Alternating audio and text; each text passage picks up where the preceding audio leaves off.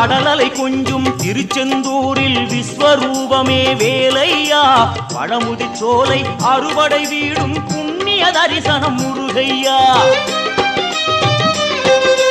திருநீர் அணிந்து வரும் போது நெஞ்சில் நிம்மதி பிறக்குது கந்தையா சுகனே சிவனார் மகனே உன்னை பாட பாட சுகமாகுதையா வேல் முருகா அரோகரா அரோகரா வேல்